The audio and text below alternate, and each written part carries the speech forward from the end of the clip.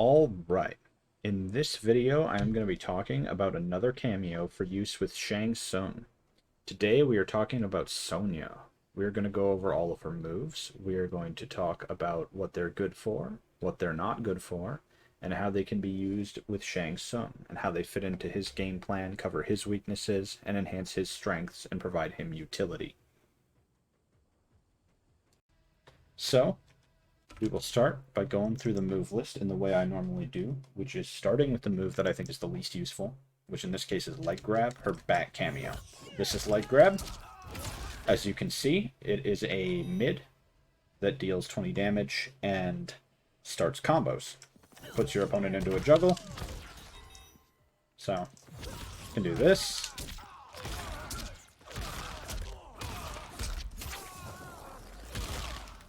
And get regular Shang combos off of it. It is a long startup.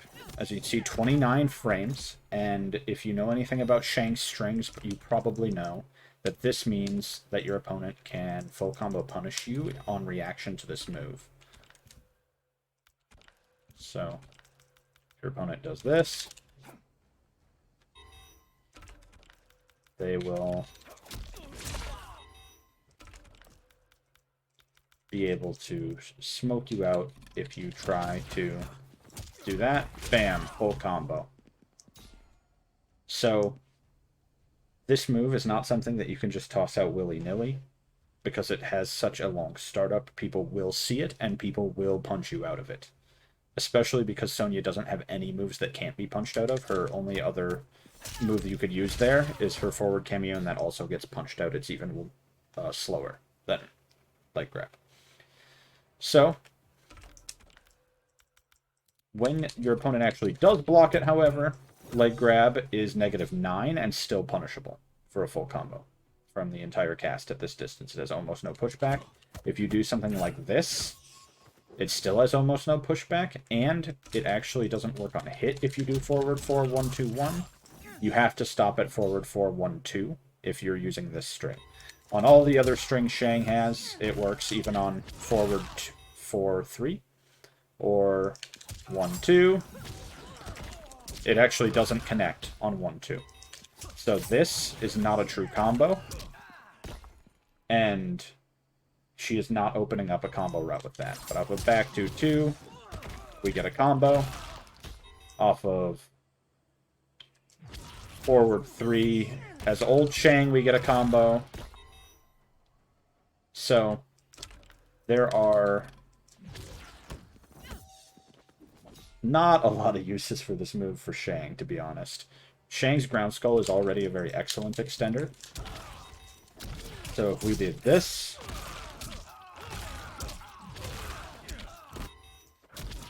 we can end up with more damage than the leg grab combo even provides, so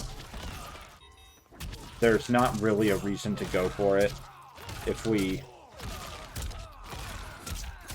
do this, we end up with 388, and if we do it with leg grab instead,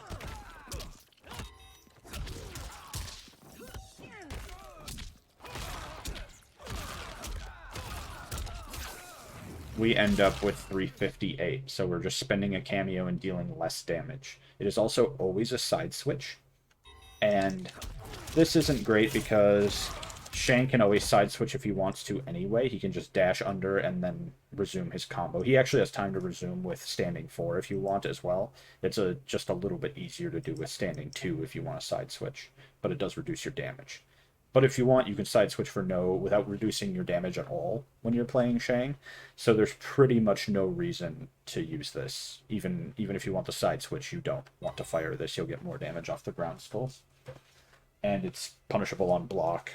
So it's a slow summon. It's also punishable on reaction. It has a reasonably quick cooldown. So if you do end up accidentally using it or something, as you can see, it's not a heinous mistake. You do that. Yeah, you know, it's not like an amazing cooldown, but it's fast enough that you're not super worried about it. So one thing I can say about it is that it is a little bit safer than a ground skull extension attempt.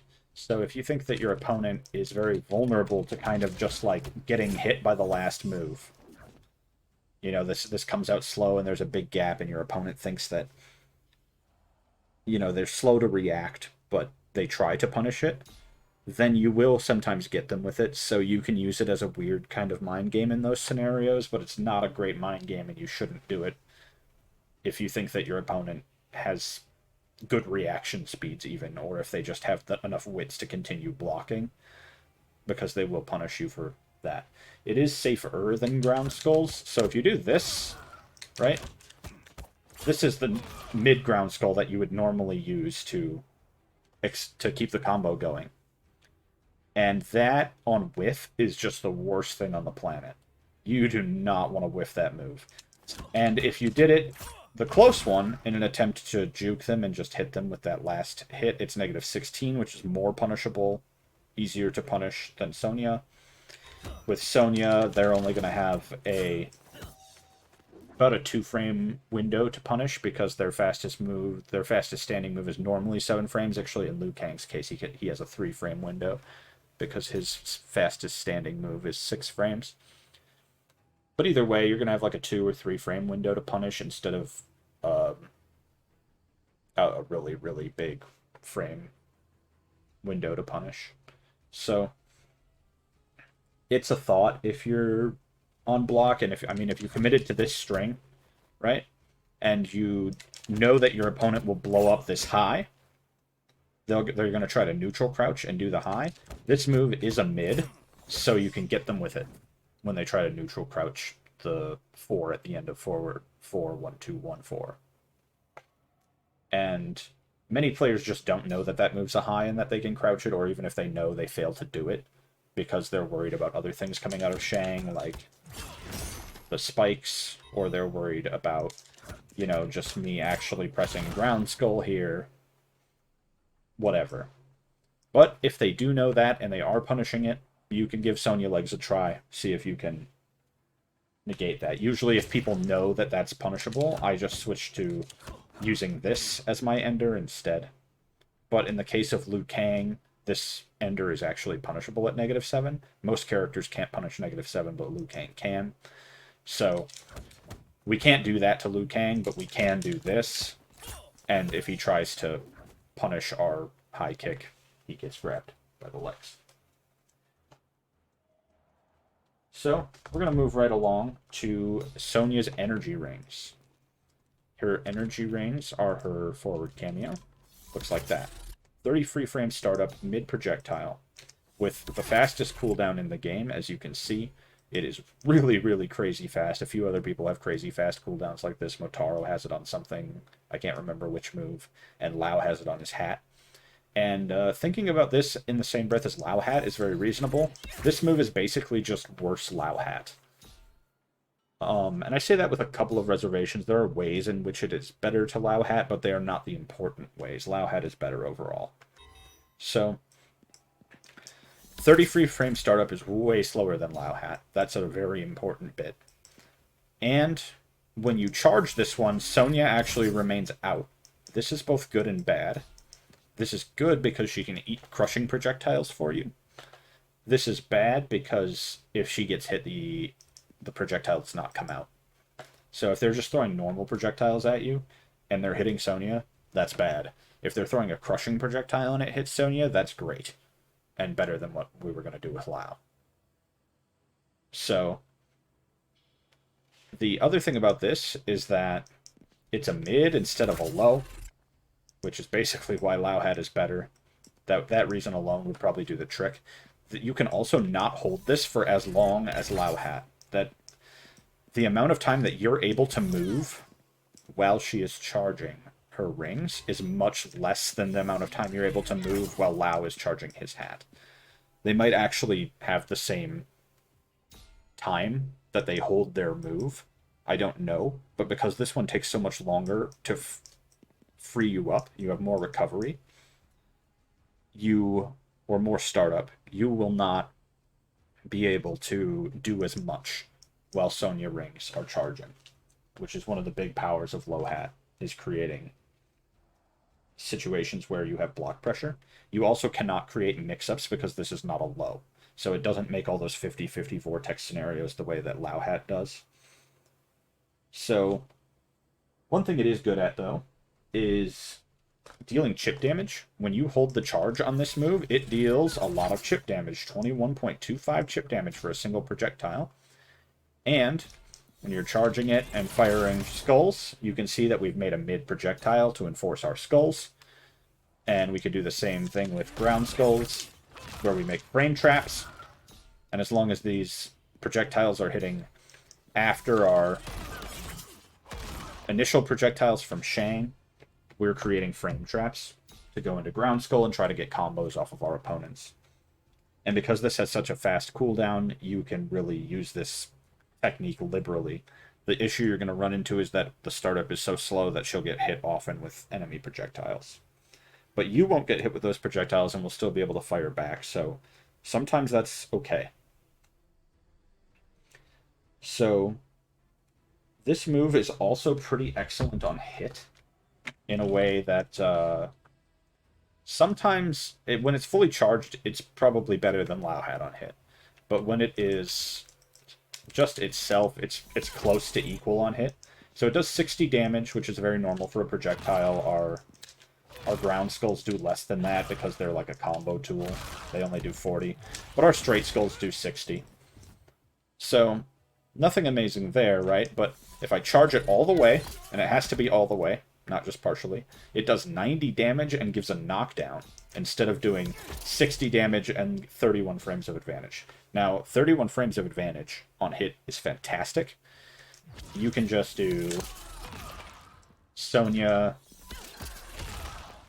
And that's not a natural combo, but your opponent is jailed into that ground skull if they get hit by the rings. So that is brutal. So on hit or block, the rings are really bad for your opponent because they're either frame trapped or they're jailed. And on block, you can see we're plus 17 at this distance, which isn't quite a frame trap for this 19 frame move. Your opponent might technically be able to dash out of this, but they have to be pretty precise, and they definitely can't, like, jump and hope to get out of it. And, of course, if you charge this, then you have tons of advantage, and you're obviously frame trapping your opponent into ground skull. So, it not being a natural combo on hit is a little bit of a bummer, because Lao Hat actually is a natural combo on hit with ground skull. But if we charge it, we can get a situation where our opponent is going to be comboed by it, because the knockdown state is long enough that we can get our ground skull in. So, if I can just nail down my inputs for once, you can see we can combo straight into ground skull from a fully charged hit. It does have to be fully charged, which is an unfortunate part about it. But we can get big damage off of this because it deals so much damage itself. As you can see, we were at 17 there. I mean, we'll approach 250 with that route. But it's a little bit better than that. We can actually do a straight skull. We can do double straight skull into Sonya's ring, fully charged, into ground skull, and that will all be a natural combo. We start like this. It is a little bit hard to perform and something you're going to have to sit and lab if you're going to play this team. But it is possible. I've done it before. And it is powerful. You will do a ton of damage when this can act. So, even if you don't have meter, this is going to be amazing. And if you do have meter, you're going to do, you're going to do your big ground skull juggles all the way back to Shang and then back out again. If you fire triple skull, you will not have time to get the ground skull off to go with this. And if you fire double skull, her fully charged ring, or if you fire single skull rather, her fully charged ring will not have time to charge up. There we go. We were already at 196 just off of that first ground skull. We could then amplify ground skull and drag him over to us and continue the combo. I bet you can get close to 30% with it. I haven't explored what the optimal is with it. But it's powerful when you get hits with that, and it enforces your straight skulls, as you would imagine, because it's a mid-projectile that can accompany straight skulls. We can force our opponent to block. And because we are Shang, we are reasonably happy with our opponent blocking, and because this projectile itself does so much chip damage, we're very happy to see our opponent blocking like that. And we don't have to fully charge this. We can just go fire it in front of our skulls, and now you have to block all of it. We're doing good chip damage, and then if we block it at the end of our skulls, then I can go frame trap you into ground skull, and we're in a great position. So it enforces zoning much like Lao Hat or Kano Ball or Sector Missile, stuff like that. It is also possible to use it as a block pressure tool on Oki, the same way that you use Hat, but it is much worse at this than the Hat is. So if we were going to do that, we would be like this. Now we only really have time to do 2 moves after Sonya comes out, but we get a ton of plus frames off of this. So if we have our opponent set to, again, try and combo me, we're going to go like that.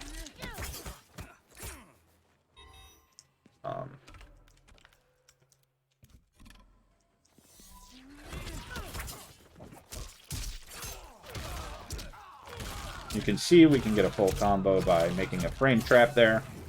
We actually have time even to dash up and counter our opponent still. That's how much time we have. And because we have that much time, we know that we can also do something like either forward 3. We can go like this.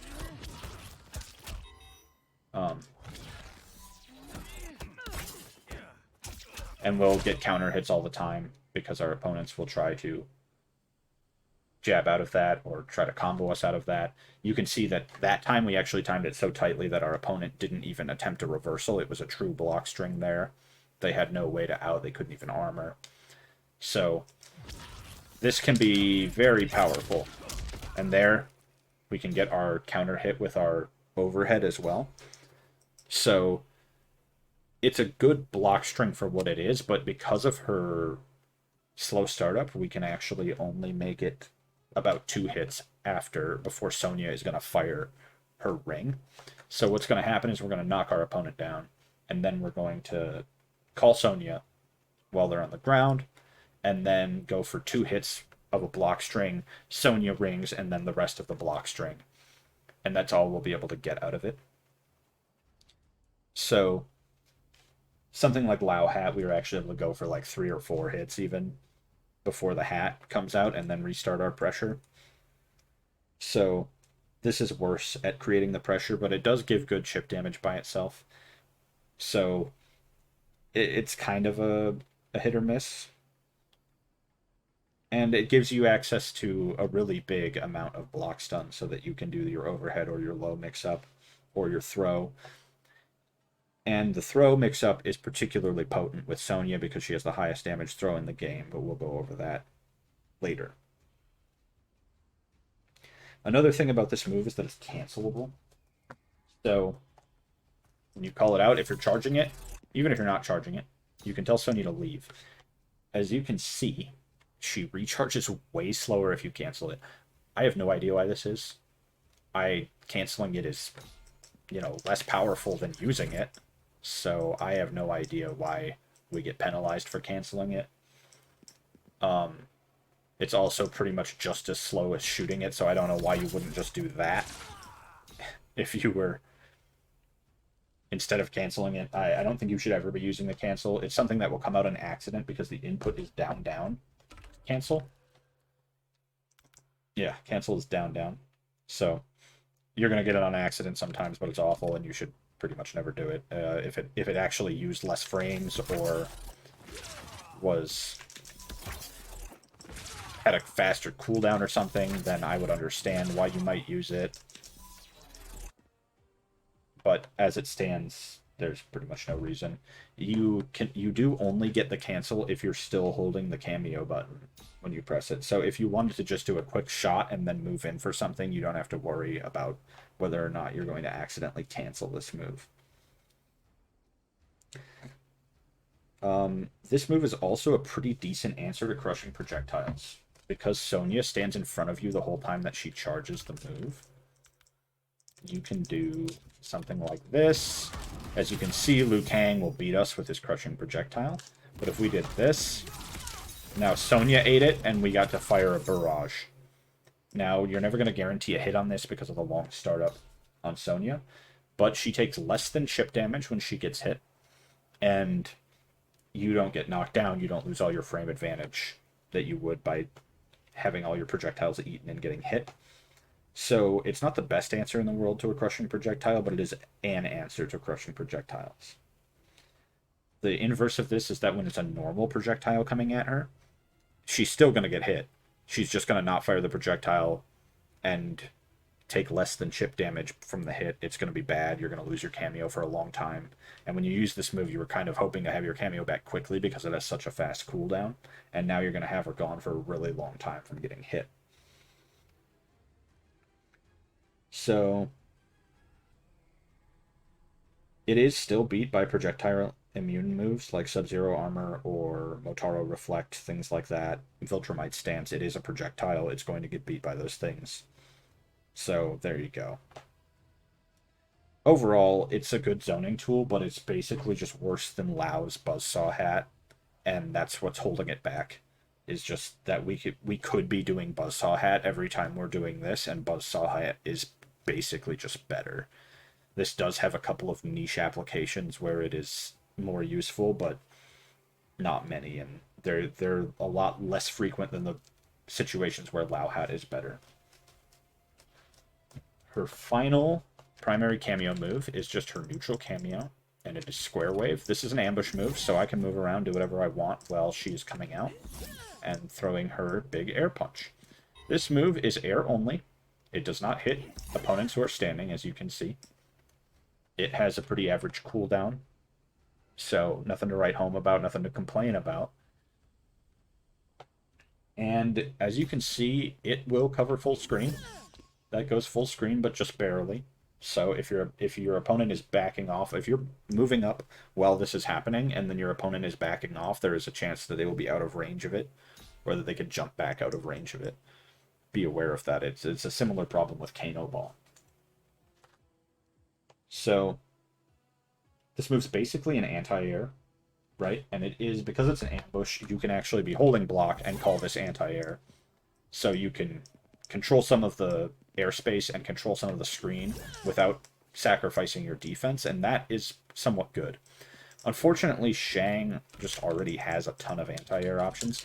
This double and triple skull catches people in the air. If you jump into and I fire double or triple skull, I will hit you. They're very, very active, and they have decent hitboxes. They're going to catch you. We also have standing 4, which goes into a full combo. And we have ground skulls, which I actually think are pretty bad anti-airs, but they can work, and when they do, they get very easy combos. We also have Bed of Spikes when we're young, and Bed of Spikes is a fantastic anti-air. It comes out super fast, and it can lead to full combos, and just does good damage, too. So it also, there's no way we're getting hit when we do this. Sometimes when we anti-air, we're worried if they jump kick, they might beat the anti-air. But with this, there's no way. But Sonya does, in fact, come out and hit your opponent in the air without any risk to you. So you're not in a bad position either. It is 31 frames of startup, so using this when your opponent jumps is going to be difficult. It's basically just a read, or you're just saying, I really want to control the space right now and make sure they can't jump at this particular moment, rather than saying, oh, I saw you jump, and get caught by the spikes. And the real application of this move opens up when you use it as a form stealer route because it can extend combos. So our opponent doesn't block, and we go like this. We get a form stealer route. You can do that with any character. You got to find the optimal routes for it, of course. But she has a good anti-gravity effect when she catches an opponent in the air. And you can use this to extend combos if you want. Really, Shang doesn't need the help extending combos, and you might end up doing less damage than Shang would do anyway if you use Sonya. But you can get form stealer routes, and they're pretty solid form stealer routes. And because you can do it so early, and because she comes out so quickly and is so easy to make these combos with, you can often get high damage ones. So it does open up a utility for Shang, even though its primary purpose of kind of being this good, like, let's cover the whole screen with projectiles, it still does that for us, but we don't really need that. We're already pretty good at that. We want mid projectiles, we want low projectiles, we don't have those. But we don't need anti-air projectiles. We're good on anti-air projectiles. But it does still do that, and sometimes you're going to fire a single skull. If your opponent's closing the gap, right, you're going to go, I need a single skull plus Sonya. And then if he tries to jump the single skull, he gets hit by Sonya. If he blocks, great. We're plus on block. If he crouches, we're still not in a great position, but maybe we amplify it, right? Maybe we go, we're going to do amped single skull plus that. You can't crouch, you can't jump. And I mean, the problem is that amped single skull, basically you already can't jump this. As you can see, it already jumps up and anti-airs people, so it doesn't really fulfill this zoning application that it might for someone else. So for like somebody like Liu Kang, jumping over his projectiles is very good. You could use Sonya to say, no, you can't jump over my projectiles. Now you just have to hold them. Because I have a low, and I have a mid, and I have a high. Not for Shang. Shang doesn't really get much benefit out of this, but he gets form stealer routes, and form stealer routes can matter a lot if you know what you're doing. It is also not a projectile, so if your opponent has something like sub-armor on, this is where it can actually come in handy as an anti-air.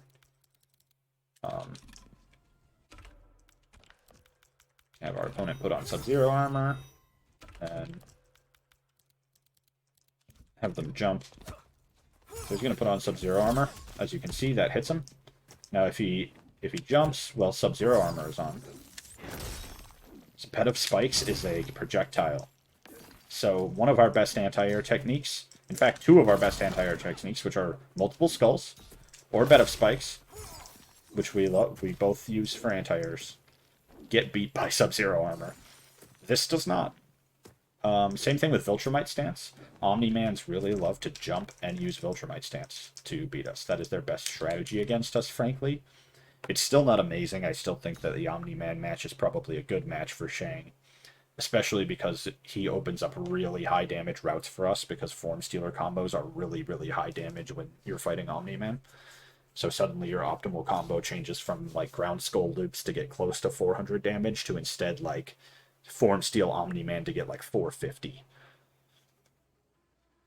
But either way, they like to jump and then float with Viltrumite Stance, and now they can't do that because Sonya will put them down. And Sonya will start a full combo when she does it too. We can also use Sonya's air dash as an extension off of ground skulls. So when she comes in, while we're doing a ground skull, she can hit and allow us to juggle again. Usually this leads to decent damage. It leads to good meterless damage, but it doesn't lead to great damage if you're going to EX the ground skulls anyway. You might as well just EX the ground skulls. And it only works on hit, and it has really strict timing.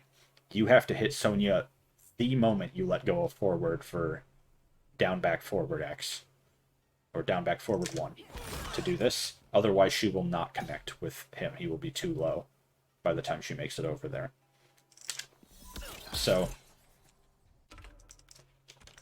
that is, again, an application of it for zoning, but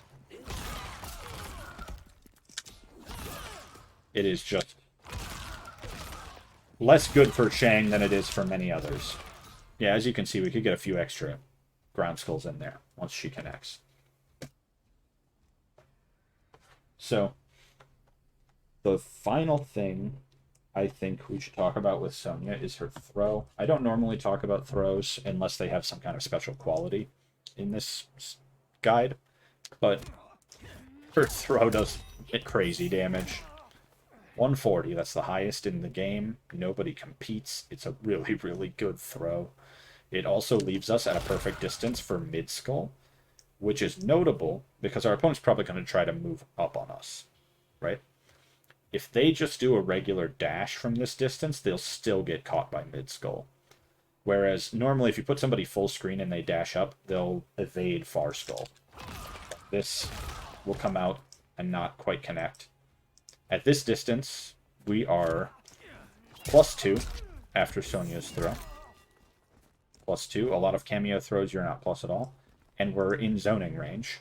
We're not at full screen, which is perhaps our ideal, but we're at a decent distance for it. We're at a distance where other people don't have anything but projectiles that they can do, and we have better projectiles than most people. So we have a lot of power at this distance. And as our opponent moves in, they have to worry about, like, old Shang's forward 4 and sweeps, and young Shang forward 3 as well. Sorry, both of them are forward 3, not forward 4. So the strike throw game, when you are using Sonya, is extra dangerous, and the strike throw game is already probably what Shang does best for mix-ups up close. If we went like this, we're saying our opponent, you know, we're going to try to stagger. Our stagger game has issues because of how negative all of our moves are. Like, people see that one coming. But, you know, it is possible to do, like,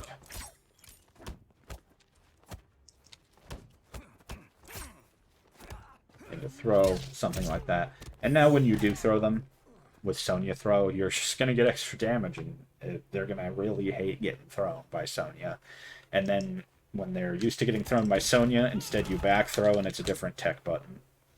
And then you're in perfect distance for down 3, as Shang always is with his throw.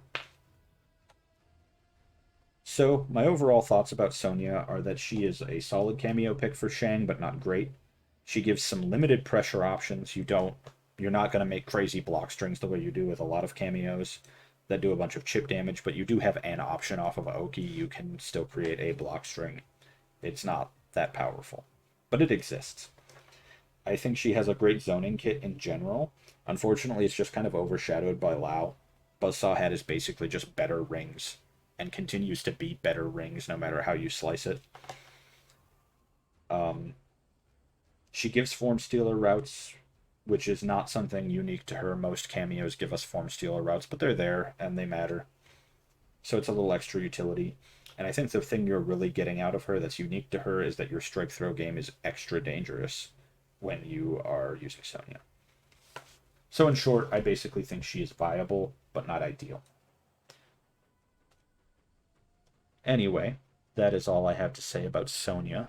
So if you liked the video, give me a like, give me a comment, a subscribe, follow my Twitch that'll be linked in the description below, and join my Discord server, which will be linked right below it.